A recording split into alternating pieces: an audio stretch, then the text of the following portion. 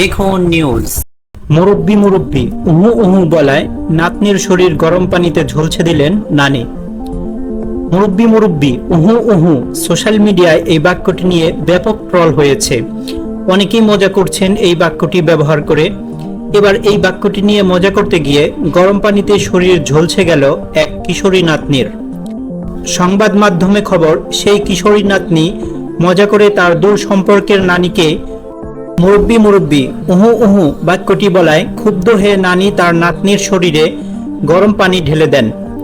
এতে ১৩ বছর বয়সী পপি আক্তার নামের সেই কিশোরীর শরীরের বিভিন্ন অংশ ঝলসে গেছে।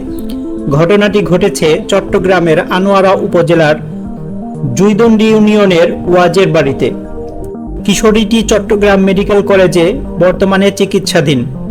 ১৯ সেপ্টেম্বর বৃহস্পতিবার সন্ধ্যায় এই ঘটনাটি ঘটেছে বলে গণমাধ্যমকে বলেছেন স্থানীয় এলাকাবাসী। মা বাবা হারা পপির ঠাঁই হয়েছিল নানার বাড়িতে। মোহাম্মদ আজিজ নামে পপির এক মামা জানান, বাড়ির উঠানেই বন্ধুদের সঙ্গে খেলছিল পপি। সে সময় সম্পর্কের চাচাতো নানি সাহারা খাতুনকে মজার ছলে বলেন, মুরব্বি মুরব্বি উহু উহু। তখন নানি সাহারা খাতুন ক্ষুব্ধ হয়ে গরম পানি ঢেলে দেন পপির শরীরে। এতে ঝলসে যায় তার শরীর।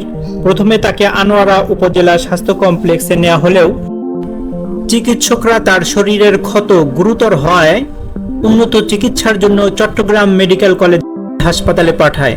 ঘটনার পর থেকে অভিযুক্ত নানি তার পরিবার সহ পলাতক রয়েছে।